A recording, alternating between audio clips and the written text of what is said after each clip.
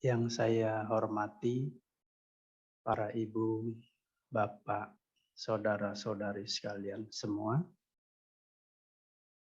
pada hari ini atau malam ini, tepatnya hari Sabtu, kita kembali bersama-sama untuk mendengarkan khotbah Dhamma. Semoga uraian ini bisa memberikan manfaat bagi kita semua.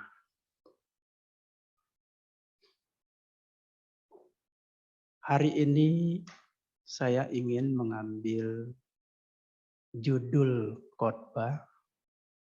Ya, judulnya adalah Akibat Bergaul dengan Orang Bodoh. Nah, itu judulnya. Ya. Di dalam Manggala Sutta ya dijelaskan bahwa janganlah bergaul dengan orang bodoh. Nah, pengertian orang bodoh ini bukan berarti orang itu nggak bisa baca, nggak bisa nulis. Berarti ini orang bodoh perlu dijauhkan. Yang dimaksud orang bodoh itu bukan yang seperti ini, bukan. Tetapi arti dari orang bodoh yang dimaksud dalam Manggala Sutta adalah tidak bergaul dengan orang yang tidak bijaksana. Itu namanya orang bodoh. Arti secara luas. Orang bodoh ini artinya adalah tidak mencontoh atau mengikuti perilaku dan sikap orang yang tidak bijaksana. Ini pengertian luasnya. Mengapa kita tidak bergaul dengan orang bodoh? Kalau kita bergaul dengan orang yang bodoh, maka kita bisa menjadi bodoh beneran. Ya. Apalagi kita sudah bodoh, bergaul dengan orang yang bodoh, tambah rusak. Bergaul dengan orang yang bodoh bukan mengakibatkan kita menjadi pintar atau menjadi perilaku yang baik atau menjadi orang yang bijak, malah justru kita akan menimbulkan kemerosotan batin. Tadinya kita jadi anak yang baik, gara-gara bergaul orang yang bodoh, maka akan menjadi orang yang nakal, orang yang tidak baik. Jadi batin kita makin merosot, makin tambah nggak benar. Itulah akibatnya. Di dalam sutta dijelaskan bahwa orang bodoh memiliki 3 ciri. Ya. Nah, ini boleh dicatat. Meskipun pada nggak mau nyatet nggak apa-apa. Ya, karena Bantenya sudah menyuruh. 3 ciri orang bodoh. 1, kalau dia berpikir, pikirannya kotor. Nah, ini namanya orang bodoh. Yang kedua, kalau dia mengucap, ngomong sama orang, ucapannya kasar. Yang ketiga, kalau dia berperilaku melalui tubuh badan jasmani ini, perilakunya jahat.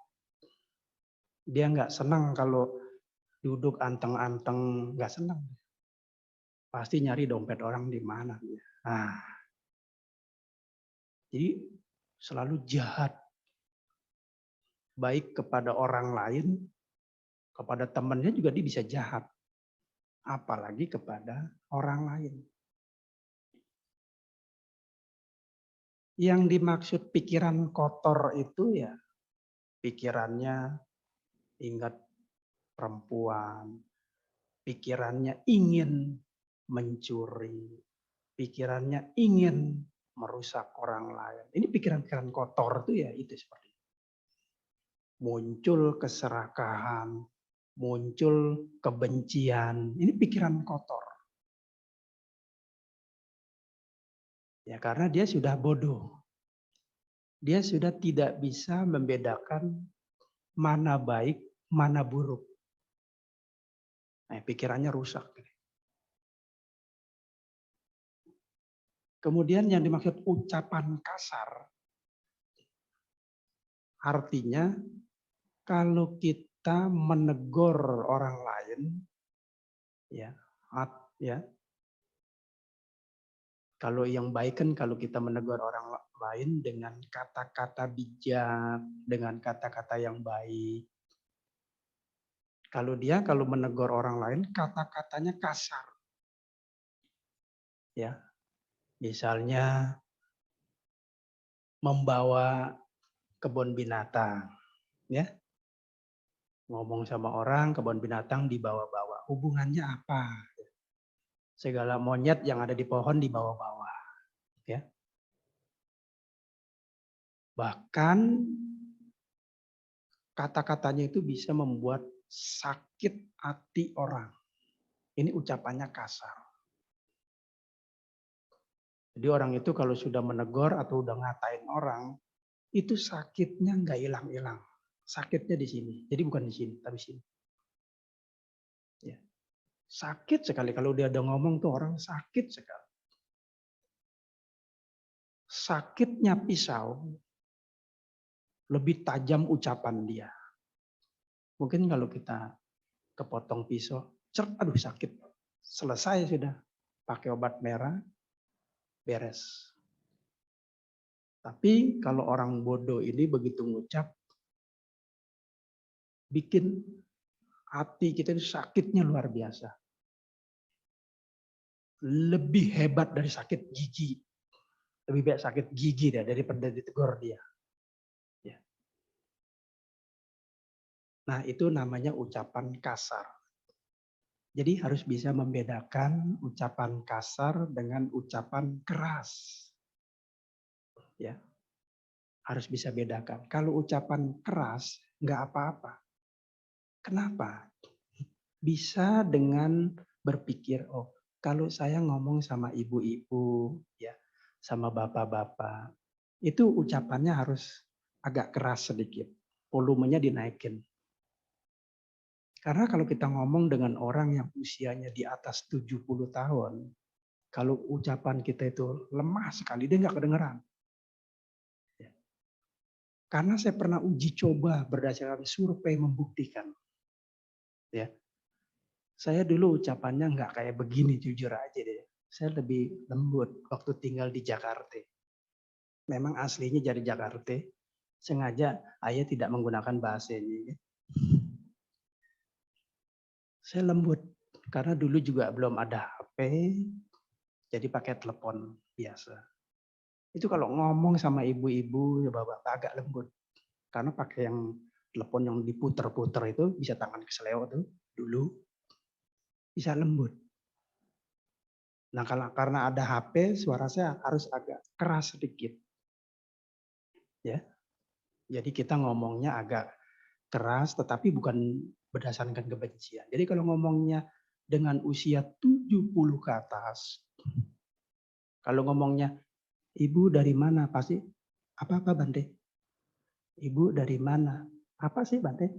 Pasti dia akan begitu. Kalau 3 kali dia ngomong begitu, apa enggak shock kita? Ya. Karena usia 70 di atas, biasanya kurang pendengaran semuanya. Ya mungkin termasuk saya kalau sudah 70 ke atas. Jadi kita ngomongnya agak keras. Ini boleh. Ibu dari mana? Dia kedengaran pasti. Kalau sampai nggak kedengaran juga kita tanya, ibu dari mana? Oh, saya dari sana. Ngomongnya juga agak dekat. Nah, ini namanya ucapan keras, tujuannya untuk pendengar bisa mendengar. Ini nggak apa-apa. Tapi kalau ucapan kasar beda. Nah, ininya bisa membuat sakit hati. Nah, itulah orang bodoh. Ciri-cirinya. Kalau bergaul dengan orang bodoh terlalu banyak, akibatnya perilaku dan keburukan kita juga semakin banyak. Kita dapat menyebabkan melanggar sila-sila yang lainnya juga. Akibat banyak bergaul dengan orang bodoh. Nah, sehingga kita menjadi orang yang jahat. Nah, berikut ini saya akan memberikan sebuah cerita, ya, sebagai inspirasi bagi ibu-ibu, bapak-bapak, agar kita itu hindari bergaul dengan orang bodoh. Ini pernah terjadi di zaman Buddha. Ya. Mau tahu ceritanya? Mau? Ikuti yang satu ini. Nah, iklan dulu ya.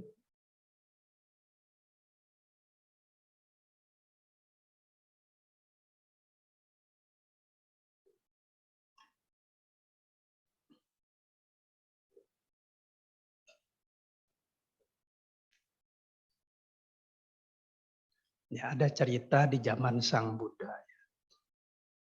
Pada suatu ketika, Sang Buddha berada di Rajagaha, ya, di hutan bambu, di Rajagaha, dekat dengan kota Rajagaha. Nah, di tempat itu ada seorang perumah tangga yang sangat kaya raya. Hartanya memiliki harta yang tidak terhitung jumlahnya. Kalau istilah kerennya, konglomerat. Kalau orang kaya hartanya bisa dihitung. Kalau konglomerat, uangnya sulit dihitung bisa. Tapi triliunan. Tidak main MM-an, tetapi dia sudah triliunan. Ini konglomerat. Berbeda dengan orang melarat, beda. Uangnya cepat sekali dihitung. Ya. Nah, karena uangnya ini sangat banyak sekali, maka dia dikenal dengan nama Mahadana Seti. Ya, orang yang memiliki banyak kekayaan. Kemudian dia menikah dengan seorang wanita dan dikaruniai anak. Anaknya satu. Coba bayangkan, sudah konglomerat anaknya satu.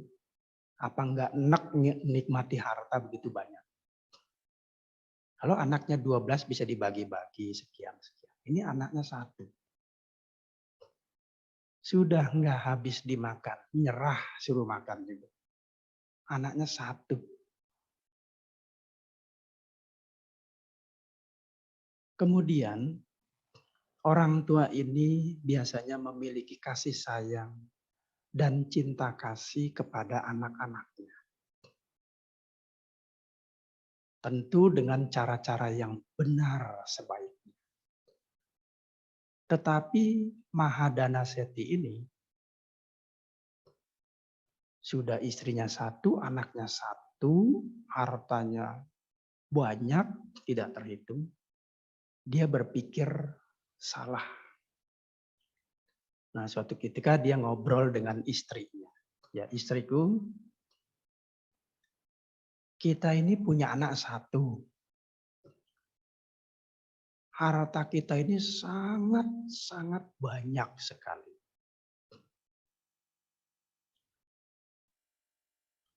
Andai kata dia membelanjakan 1000 keping emas selama 100 tahun, maka tidak akan habis dimakan.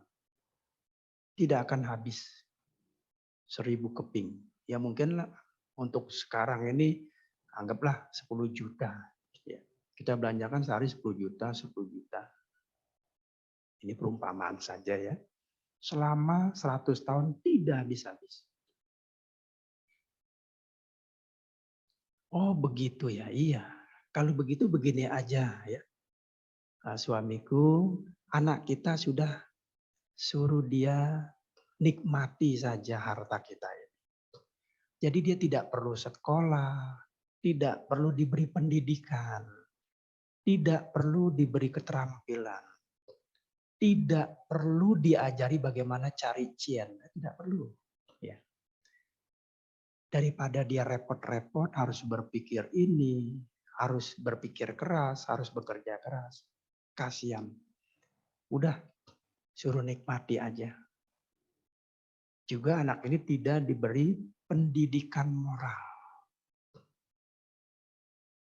Nah, cara seperti itu ternyata survei membuktikan bukan cara yang benar, tetapi akan merusak anak ini kelak kalau dia sudah besar. Nah, anak ini lama-lama jadi besar, ternyata benar saja setelah udah gede, dia tiap hari ngabisin uang orang tuanya terus. Ya. Makan, minum ya. Nah, pada suatu ketika anak ini ditinggal oleh orang tuanya, alias nggak balik-balik, ya. Meninggal dunia maksudnya ya. Orang tuanya meninggal dunia. Dua-duanya meninggal. Mungkin kalau satu masih ada serep masih cari cian masih bisa. Ini kalau dua-duanya sudah meninggal dunia, sudah nggak bisa cari uang lagi. Nah yang cilaka 12-nya sudah anak ini bodoh dalam pendidikan, bodoh dalam keterampilan. Dia bukan hanya makan, minum, sekarang sudah lebih berbahaya lagi, dia ketemu orang bodoh. Ya, orang bodoh. Orang yang jahat-jahat itu dia ketemu yang seperti itu. Maka sekali lagi bukan untuk makan dan minum saja, malah dia diajari ke tempat-tempat yang tidak benar. Seperti pergi ke bar, ya, ke diskotik. Ya. Nah di sanalah dia bermain perempuan, bermain judi. Ya. Kemudian diajari cara minum minuman keras itu bagaimana. Ya. Itu mahal sekali. Ya. Minuman keras itu mahal sekali. Saya tidak sebutkan merek-mereknya, nanti dikira, oh jangan-jangan Pak Anies pernah minum, nanti dikira tukang minum. Ya. Tidak sebutkan. Ya. Nah, karena orang tuanya sudah nggak ada, dia tiap hari bermain wanita, main judi, termasuk minum-minum keras.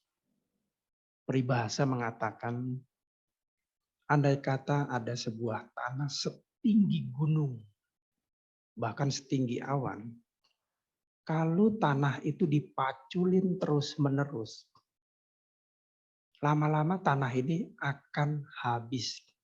Betul apa benar? Betul ya, bagus. Ya, karena ngerti. Ya. Harta juga sama. Apalagi ibu bapak coba renungkan. Kalau dipakai judi, cepat sekali. Uang 10 M dipakai judi, 1 hari habis. Betul nggak? Betul. Ya. Karena judi itu sifatnya panas. Pasang cepet tiao. Kalah, pasang lagi nopek tiao. Kalah lagi, pasang gopek tiao. Itu panas sekali. Jadi untungnya sedikit judi itu, kekalahannya tidak terhitung. Bahkan rumah, mobil, emas, permata semua bisa digade dengan judi. Jadi sangat berbahaya sekali. Ya, jangan sekali-sekali main judi, jangan. Ngeliatin aja Bante, jangan. Ngeliatin nanti kepengen loh. Ya, taruhan lah, ceceng-ceceng, cincai lah, cuma ceceng-ceceng. Cuman ngelek mata nih buat malam tahun baru misalnya. Jangan, jangan. Lebih baik nggak usah ngeliatin. Lebih baik ngeliat film, ngeliat berita. Ngeliatin lama-lama kita jadi bisa loh. Tapi jangan dicoba ya. Betul nggak ASEM? Aduh jangan. Bante bilang jangan malah ngeliatin. Jangan. Lebih baik kita nggak bisa judi. Makanya kalau orang tua yang ngerti untuk cari jodoh buat anaknya, lihat orangnya suka judi nggak, itu saja. Kalau begitu dilihat calon mantu main judi, jangan harap bisa kaya. Nanti anaknya bisa melarat. Tapi dia punya mobil ya, sekarang punya mobil. Besok sepeda ontel aja nggak punya. Jadi lebih baik putus sebelum bersemi. Kalau dilihat calonnya itu main judi, langsung putus. Karena berbahaya sekali judi itu. Ya, saya melihat berdasarkan olah TKP di lapangan. Ya, sangat berbahaya. Di mana orang itu kayanya luar biasa setelah berjudi, nggak sampai 1 bulan habis semua. Supermarketnya digade, mobil digade, rumah digade. Nah, itu bahaya. Minum minuman keras juga bahaya. Ya, jangan berpikir Bante cuma seloki 2 loki cincai supaya badan hangat. Alasannya begitu. Nanti kalau sudah kebanyakan bukan hangat lagi, ya rumah tangganya hancur lebur. Karena orang yang suka minum minuman keras maunya marah, ya darah tinggi. Kalau nggak percaya nanti dicek darahnya benar-benar tinggi, ya karena suka minum minuman keras. Bahaya.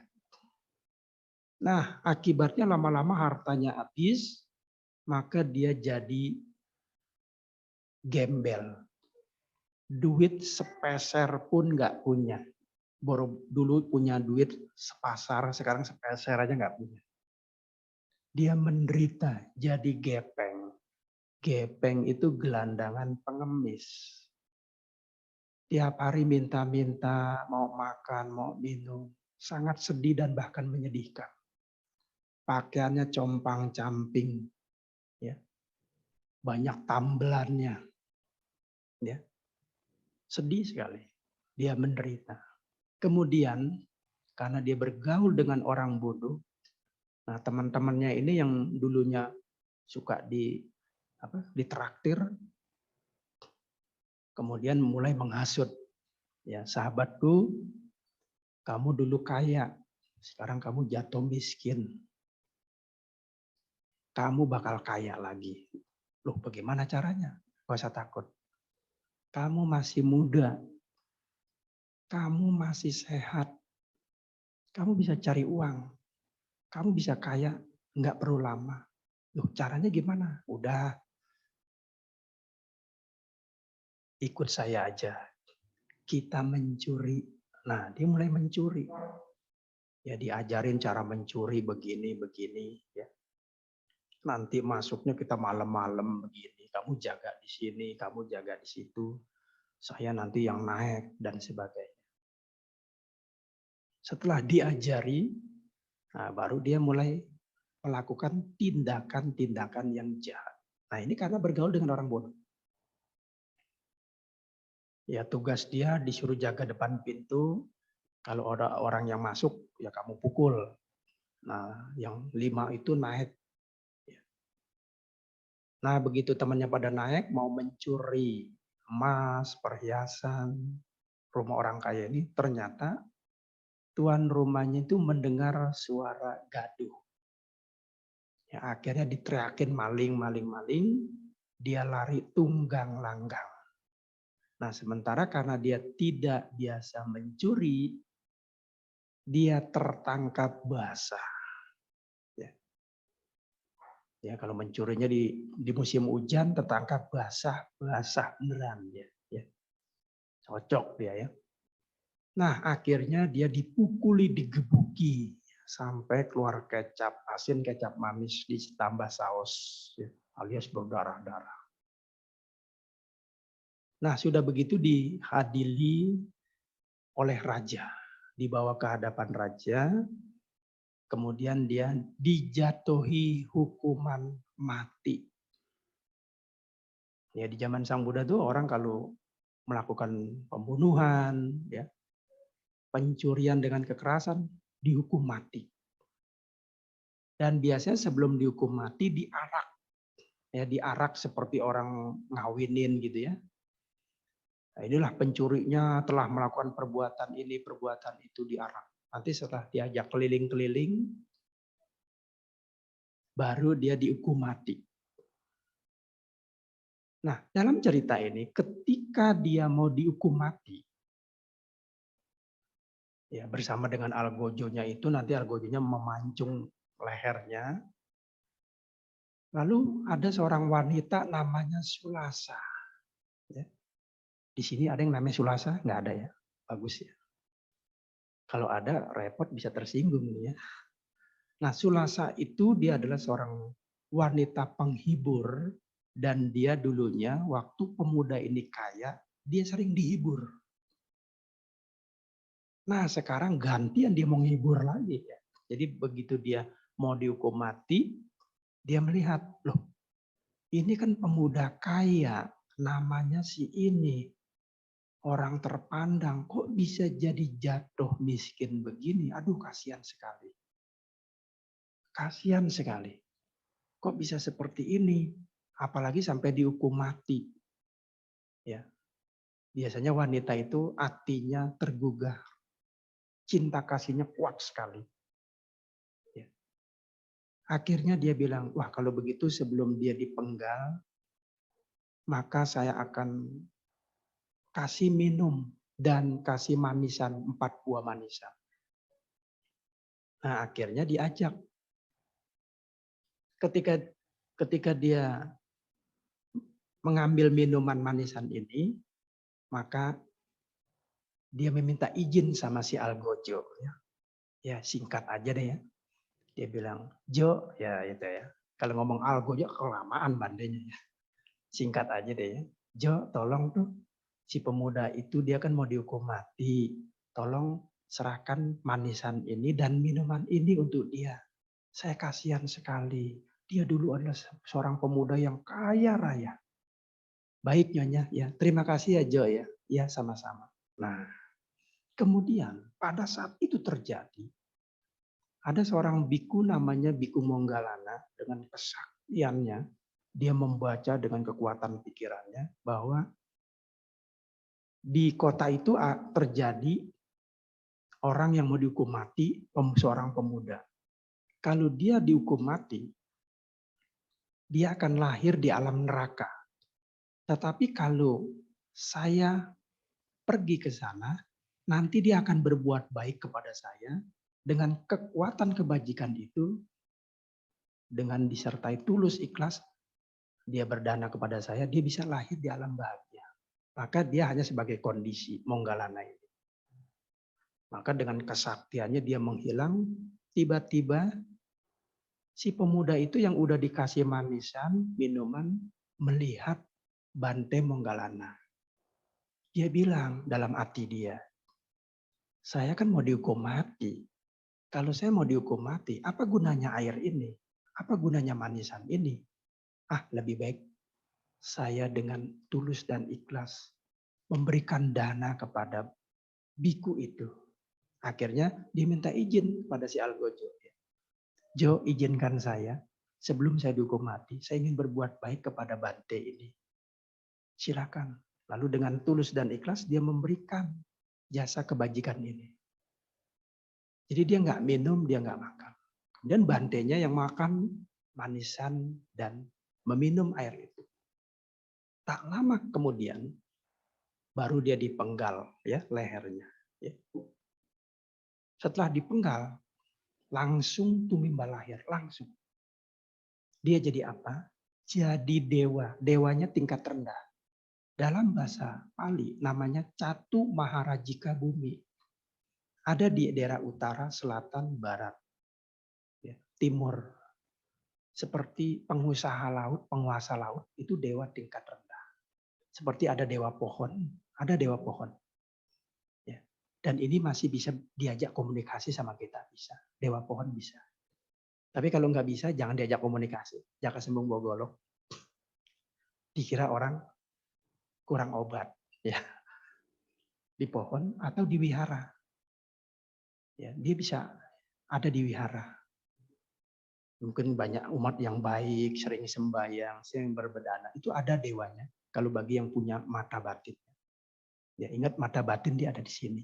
Jadi bisa melihat orang-orang yang makhluk astral seperti itu. Nah, dia lahir sebagai dewa pohon. Nah, dewa pohon ini tahu bahwa saya sudah berbuat baik akibat daripada kebajikan Sulasa. Nah, ketika jadi dewa pohon, ya dia tingkat rendah. Hidupnya hanya 500 tahun alam surga. Perhitungannya kalau di sini 50 tahun, di sana satu hari, cuma satu hari satu malam. Nah, ini dewa tingkat rendah. Kemudian melihat Sulasa, dia senang. Nah, ini orang baik ini, saya mau bawa. Akhirnya dibawa. Jadi kita ini bisa dibawa sama dewa, bisa. Atau sama makhluk-makhluk yang nggak kelihatan, kalau ada hubungan karma bisa dibawa. Diajak keliling-keliling, bisa. Nah, dia diajak, ya mungkin beberapa hari diajak, tiba-tiba dia kaget. Oh, dia diajak sama seorang dewa. Rumahnya istana semua. Di sana tidak ada gubuk derita, apartemen tidak ada. Istana semua dewa-dewa itu. Semua makanannya itu sangat luar biasa, lebih enak dari restoran. Kalau nggak percaya nanti bisa pergi setelah yang satu ini. Ya. Jadi itu luar biasa. Ya. Nah, Sulasa itu bahagia sekali. Nah, diajak keliling-keliling melihat alam dewanya. Lalu Sulasa tanya, kenapa dewa ngajak saya? Karena saya punya utang budi kepada kamu. Peribahasa pantun mengatakan ada ubi ada talas. Kalau Anda punya budi saya balas. Kan gitu. Ya. Maka dibalas budinya diajak-ajak keliling. Karena Anda telah memberikan 4 manisan dan 1 air kepada saya. Lalu saya danakan ke Biku Bante Monggalana. Itu yang menyebabkan saya lahir di sini. Maka saya mengucapkan terima kasih kepada kamu. Nah, singkat cerita, Dewa ngomong-ngomong orang tua saya sedang nyari saya. Dia sangat sedih sekali. Tolong bawa saya ke dunia. Baik kalau begitu. Lalu diajak lagi ke dunia. Begitu turun jadi tua dia. Ya, kalau tadi waktu dibawa Sweet 17, ya sekarang sudah tua. Udah lakcap tahun ya, udah 60 tahun ini. Ya, mungkin lebih ya, sekitar 70 lah. Jadi kalau diajak dewa sehari, begitu turun sudah tua. Ini dewa yang ngajaknya dewa tingkat rendah. Kalau dewa tingkat 2, begitu turun mati, nggak balik-balik. Karena kalau dewa tingkat kedua, umurnya 1000 tahun. Perbandingannya kalau di sini 100 tahun, di sana baru 1 hari 1 malam. Kalau diajak keliling-keliling 1 hari, minta balik. Sorry lah ya, sudah nggak ada lagi kamu di dunia. Makanya kalau diajak keliling-keliling, udah jangan mau, udah dewa, jangan balik lagi. Percuma balik juga pada ompong. Nah, jadi dia sudah tua, itu dewa tingkat rendah loh. Nah, ini dia ada hubungan karma dengan kita. Kalau dewa nggak ada hubungan karma dengan kita, dia boro-boro ngajak, dekat juga ogah. Ya.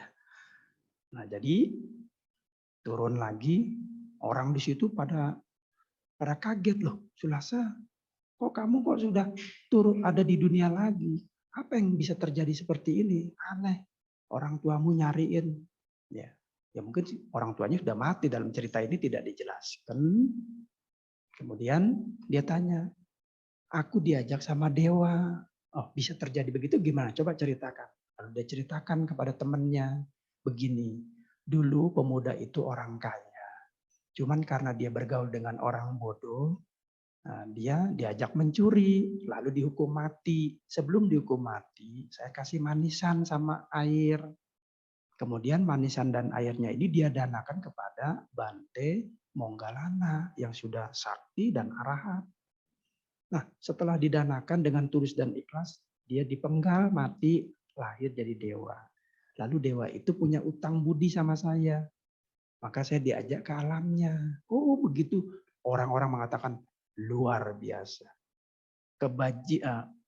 Seorang biku yang sudah mencapai arahat, apabila dia diberi dana, maka kekuatan jasa kebajikannya luar biasa. Bisa membuat kita lahir di alam surga. Nah, singkat cerita, berita ini terdengar oleh murid-muridnya Sang Buddha dan melaporkan kepada Sang Buddha. Lalu Sang Buddha bilang, oh para biku, arahat merupakan ladang yang subur,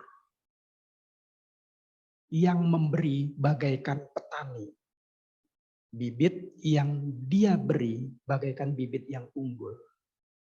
Ketika dana ini diberikan kepada orang yang sudah mencapai arahat, maka begitulah buahnya. Orang baik setelah dia berbuat baik, maka dia akan pergi ke alam surga. Nah, itulah yang dilakukan. Nah, itulah ceritanya. Ya, sudah selesai. Singkat kata, saya ambil kesimpulan. Satu, ada 3 pesan yang terkandung dalam cerita ini. Yang pertama, pesan pertama, jangan bergaul dengan orang bodoh, karena akan merusak perilaku kita menjadi nggak benar. Yang kedua, kalau kita jadi orang kaya, ya, apalagi orang kaya, kaya raya, punya kebun raya, ya. Kemudian kita jangan mendidik anak kita secara bodoh. Kita kasih pendidikan, cari ilmu. Sekolah yang international school, yang plus-plus itu. Bayaran mahal nggak apa-apa karena orang kaya. Kemudian beri dia pendidikan agama atau moralitas. Jadi seimbang. Anaknya pinter, diberi pendidikan agama dan moralitas, nanti dia jadi baik. Apabila anak dididik ya hanya supaya pinter saja, moralitas nggak ada, apalagi jarang kewiyara, jarang meditasi, anak ini akan pinter, tapi pinternya akan jahat dia nanti. Pinter tapi jahat. Tapi kalau anak ini diberi pendidikan yang cukup, moralitas yang cukup, anak ini pinter dan baik. Ya, jadi diajarkan yang baik sehingga anak kita nggak jadi bodoh. Pesan yang ketiga adalah apabila orang melakukan kebajikan, ya, melakukan kebajikan, maka dia bisa membuat lahir di alam-alam bahagia.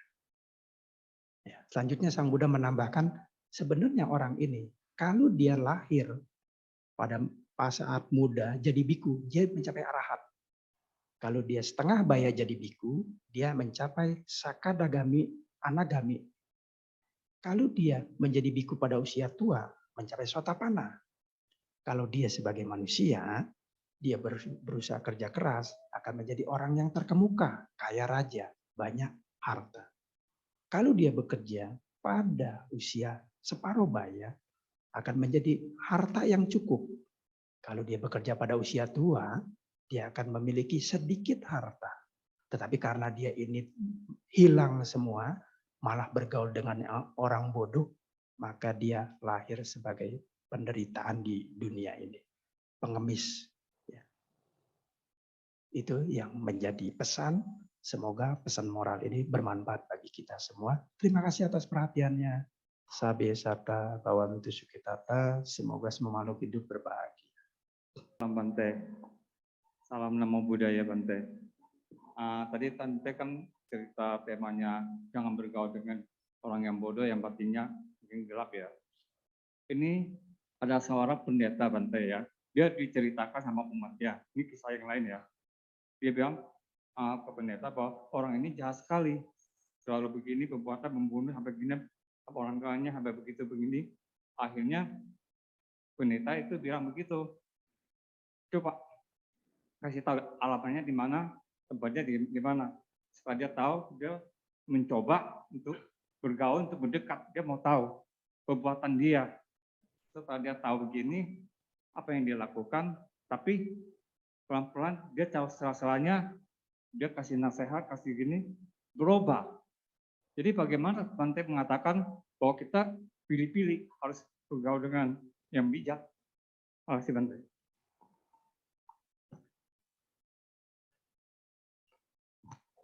Mohon dijawab Bante. Ya, ini pertanyaannya sangat bagus.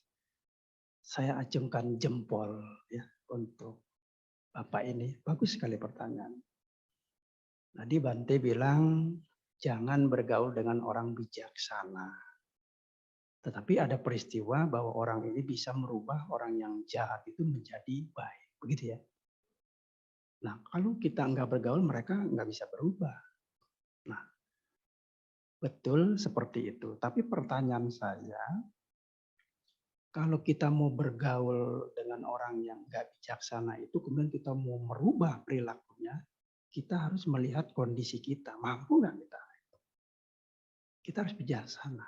Boleh saja kita bergaul dengan orang yang nggak bijaksana, tujuannya untuk merubah orang yang tidak bijaksana atau orang yang bodoh itu menjadi baik. Pertanyaannya, kita mampu nggak? Orang kita suruh jangan membunuh, suruh jangan mencuri, suruh jangan marah-marah aja nggak bisa. Kita sendiri loh ya. Apalagi kalau kita gaul dengan mereka, tambah rusak. Tetapi, ada tetapinya, tanda kutip. Kalau kita ini udah baik, tadi bilang pandita. Pandita itu artinya bijaksana. Nah, kalau dia sudah batinnya sudah cukup.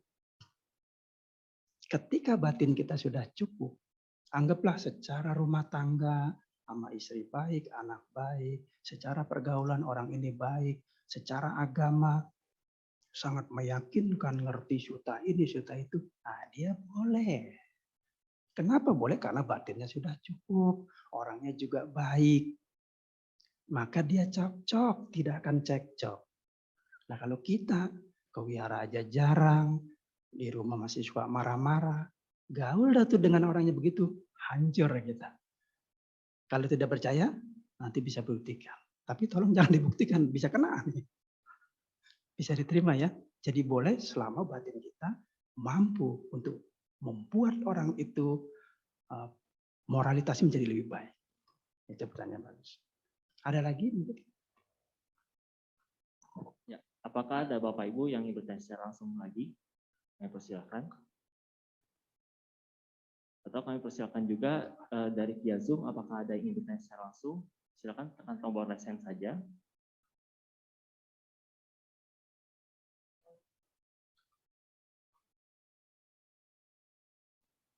Baik, sepertinya belum ada pertanyaan langsung lagi.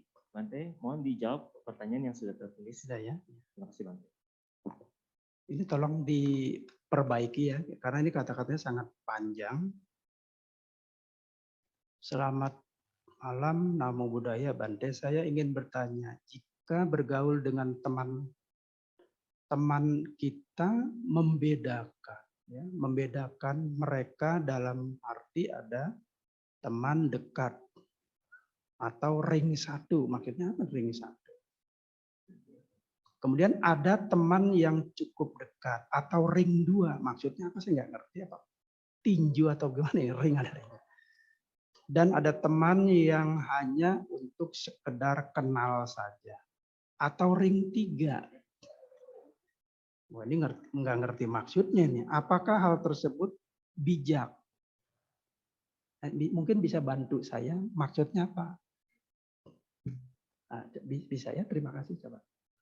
Ya, jadi maksudnya saya nggak mengerti, jadi saya nggak bisa jawab.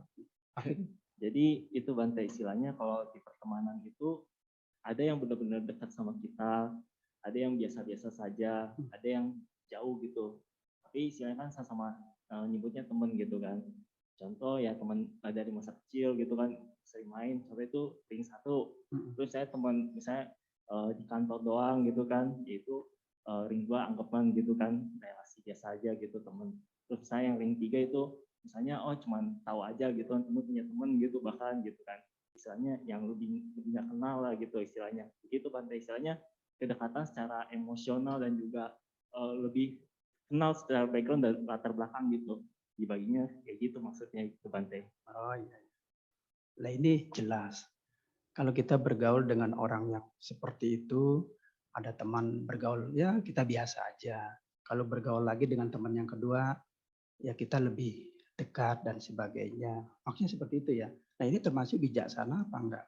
Tidak termasuk bijaksana. Tadi bijaksana dalam arti adalah orang yang baik. Baik melalui pikiran, ucapan, maupun perbuatan badan jasmani, dia baik.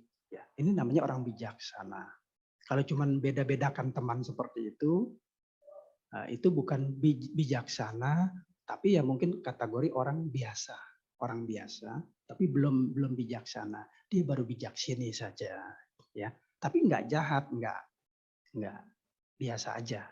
Jadi sekali lagi, kalau kita mau bergaul dengan orang, kita lihat orang itu baik apa enggak, kemudian kalimat-kalimatnya juga bijaksana apa enggak, seperti memberikan nasihat kepada kita, memberikan kemajuan batin kepada kita. Nah ini orang ini bijaksana. Nah ini kita gaulin. Atau termasuk kita, kalau kita suka memberi nasihat-nasihat kepada orang yang baik, tentu perilaku kita juga baik, ya sila kita juga baik. Ya. Nah ini berarti kita namanya bijaksana. Kalau yang tadi masih bijaksini, ya itu ya. Ya, terus pertanyaan kedua ya. Silakan Bante. Saya baca, semoga ini nggak ribet ya. Namo Buddhaya Bante, mohon penjelasannya. Kenapa seorang arahat bahkan Buddha yang telah melepaskan seluruh kilesa dan mempunyai kesaktian yang tinggi masih harus mengalami kematian, bahkan dengan cara yang mengerikan ya. Betul ya? Bahkan seorang Buddha pun masih mengalami kematian, bahkan dengan cara yang mengerikan. Ya, baik saya jawab ya. Pertama, saya jawab dulu ya. Jadi seorang yang lahir di dunia ini, apakah dia seorang arahat? Apakah dia seorang Buddha? Dia akan mengalami kematian. Kenapa mengalami kematian? Karena masih ada kekotoran-kekotoran batinnya yang tersisa. Maka itu Sang Buddha itu saupadisesa nibbana. Jadi masih ada sisa sedikit ya, nerusin karmanya doang. Nanti kalau setelah Buddha meninggal atau parinibbana, Buddha sudah nggak dilahirkan lagi. Karena sudah habis karma-karmanya. Kekotoran batinnya juga udah lenyap, sudah habis. Maka dia akan meninggal dunia. Jadi dia sekarang lahir meskipun sudah suci, dia nerusin karma yang sekarang aja. Paham ya? Nerusin aja. Sehingga nanti banyak yang berbuah tuh, misalnya ketika Sang Buddha masih dipitnah, namanya cinca manawika. Ketika Sang Buddha masih disirikin oleh pertapa-pertapa. Ya. Ini karmanya masih berbuah. Sang Buddha tinggal nerusin doang. Sang Buddha ya udah tahu, ini karma-karma saya, dia tetap menerima. Nanti kalau itu udah diterima semua, nanti beliau kan meninggal dunia, sesuai karmanya. Nah, setelah inilah dia sudah tidak akan dilahirkan lagi, karena sudah mencapai nibbana. Nibbana tanpa sisa. Jadi udah enggak lahir lagi. Kemudian pertanyaan yang kedua, dan ini Moggallana contohnya ya. Moggallana itu dia sakti dan arahat. Tetapi matinya digebukin ya, dipukuli. Tadi saya katakan, dia menjalankan sisa hidupnya saja selama di dunia. Meskipun dia sakti mandraguna, tahu bakal dia digebukin, dipukulin, dia biasanya nggak ngelawan. Karena kalau dia ngelawan, karmanya akan muncul kembali. Ya, padahal kalau Moggallana mau, dia nggak bakal dipukulin. Saya tahu orang bakal mau bunuh saya tahu orang bakal pukulin saya, biasanya nggak ngelawan. Meskipun kalau dia kesaktiannya dia keluarin, itu orang itu nggak ada apa-apanya, tapi dia nggak mau, sengaja biar saja, biar karmanya berbuah, biar habis. Nah setelah dipukulin badannya hancur lebur, dia masih ada sedikit ya kehidupan, dia masih bisa jalan dengan kekuatan kesaktiannya. Mohon kepada Sang Buddha karena dia mau maha parinibbana. Nah setelah itu ya dia parinibbana. Ya karena dipukuli oleh orang itu. Ya, kenapa dia dipukuli? Karena di kehidupan yang lalu dia pernah membunuh orang tuanya. Nah, akibat perbuatan itu ketika dia jadi biku, karmanya berbuah. Ketika karmanya berbuah, meskipun dia mati sekali lagi. Dia nggak mau menggunakan kesaktiannya, nggak mau. Udah aja dipukulin ya dipukuli, sudah terima. Itu sudah karmanya. Nah, itulah sebabnya dia bisa mati. Begitu juga Sang Buddha. Ya, bisa paham ya? Jadi hanya menjalankan sisa kehidupannya saja. Setelah itu udah nggak dilahirkan lagi, sudah nggak mati lagi. Ya. Pertanyaan yang ketiga, ada mungkin? Terima kasih Bante. Selanjutnya ada pertanyaan dari via Zoom Bante. Saya Boleh. bacakan ya. Ya, pelan-pelan ya. Iya. Namo Buddhaya Bante, ingin bertanya, apakah ciri orang bodoh harus lengkap tiga-tiganya, yakni pikiran kotor, ucapan kasar, dan perbuatan jahat, atau memiliki salah satu cirinya saja sudah bisa dianggap bodoh? Terima kasih. Iya, betul.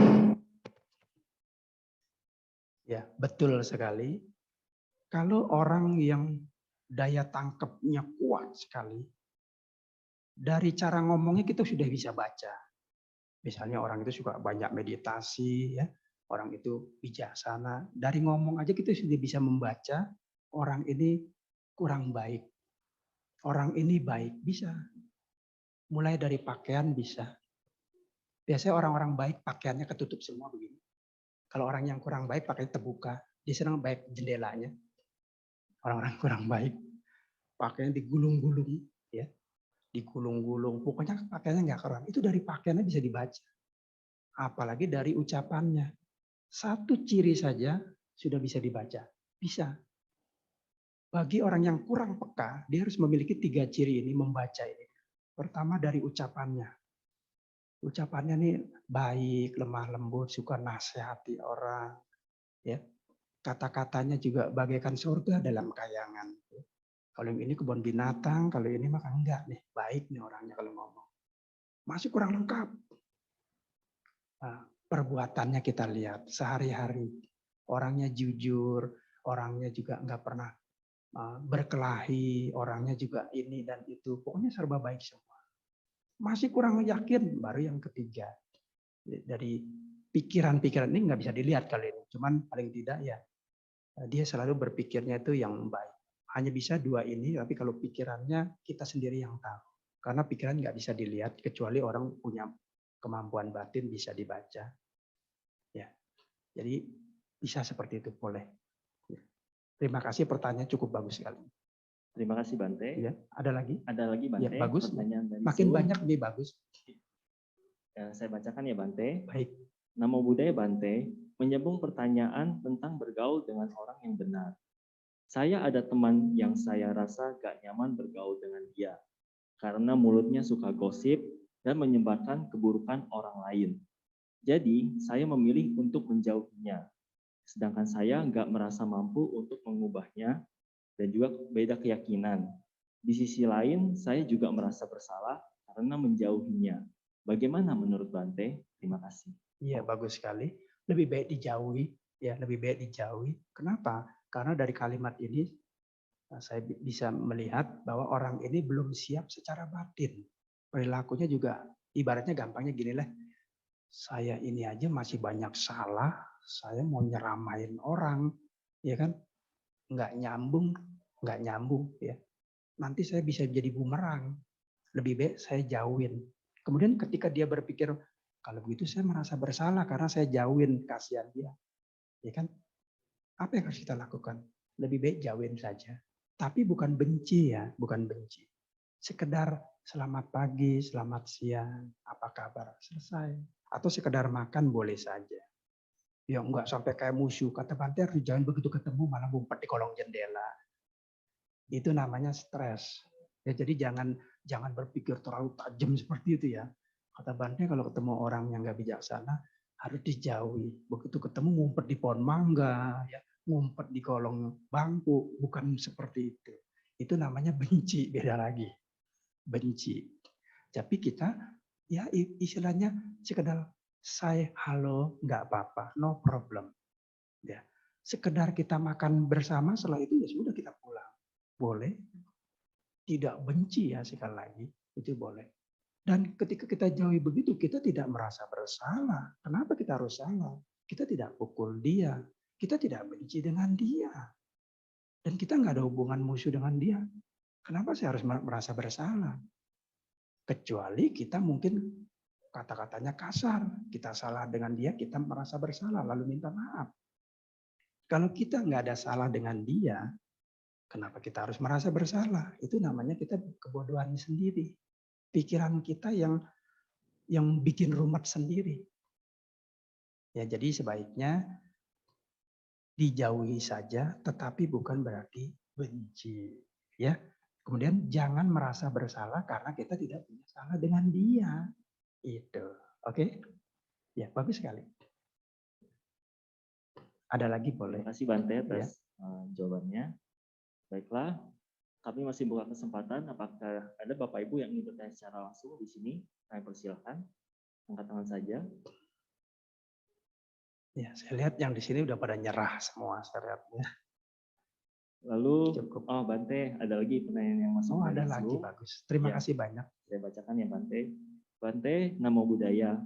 Mau tanya, kalau kita terpaksa bergaul dengan seseorang karena kondisi di kantor, sebagai rekan kerja atau atasan, dan sering rasanya kata-katanya tidak menyenangkan, bagaimana cara mempertahankan pikiran kita tetap positif? Dihindari tidak bisa karena rekan kerja, tapi ditanggapi rasanya lebih banyak tidak menyenangkan. Bagaimana cara mempertahankan pikiran dan kata-kata kita sendiri? Betul. Begini caranya. Pertama, kalau kita nggak sanggup melayani mereka, karena kita tinggal di lingkup dengan orang-orang yang supermodel seperti perkedel begitu ya. Jadi kita pakai ilmu cuek. Ilmu cuek. Ibaratnya gini lah, udah kamu mau ngatain saya bagaimana, saya terima. Kamu mau jelekin saya nggak bakal marah. Kenapa? Karena saya sudah jelek, kamu jelekin nggak apa-apa. Kamu ngomelin saya nggak apa-apa. Kalau saya salah, saya minta maaf. Nanti kalau kita hadapi dengan cinta kasih seperti itu, ya kita jangan nyaut-nyaut ya. Kalau kita nyaut-nyaut, mungkin dia lebih ganas, ya. Apalagi sio macan, waduh ganas sekali nih bisa diterkam. Udah jangan nyaut-nyaut, bilang aja ya Cici, Koko, kalau saya ada salah mohon maaf. Oh harus begini ya, iya, ya terima kasih ya. Ya kamu harus kerja yang benar gini-gini. Oh iya ya, maaf ya, nanti aku. Udah terima aja. Kemudian kita introspeksi. Kalau memangnya dia ucapannya salah ya kita jangan masukkan ke dalam hati. Tapi kalau dia ucapannya benar, barangkali dia juga benar juga ya. Mungkin mendidik kita supaya lebih kerja lebih bagus dan sebagainya. Memang caranya sih salah. Tapi ada baiknya juga ya, ambil positifnya. Itu. Dan yang ketiga, kalau bergaul dengan orang yang seperti itu karena terpaksa, lingkungannya di kantor memang orangnya begitu semua, kita jangan banyak ngomong. Dia banyak ngomong nggak apa-apa, biar dia capek sendiri. Nanti dia diem. Kita jangan banyak ngomong. Kenapa? Karena kalau kita ada ngomong, itu pasti salah deh. Kalau dekat sama dia, kita ngomong apa saya nggak pernah benar di depan dia. Nggak pernah benar. Kenapa? Karena kita kan beda. Batin kita beda dengan mereka. Misalnya contoh, orang yang ahli dengan meditasi, ngomong dengan orang yang nggak suka meditasi, itu akan salah terus dia. Jadi kita harus tahu level seseorang. Kalau orang ini nggak bijaksana, udah jangan banyak ngomong. Percuma ngomong juga, jaka sambung bawa golok, saya nyambung dia ngeblok. Udah jangan banyak ngomong. Apa yang dia bicarakan cukup manggut aja. Oh iya. Kalau diomelin, iya, saya terima, nanti saya jalankan. Kemudian kita introspeksi, benar nggak ucapan dia? Kalau dia benar ya kita jalankan.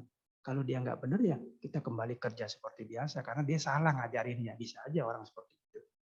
Jadi ambil yang baiknya, dengan demikian tidak ada pertengkaran, hidup bermasyarakat lebih baik.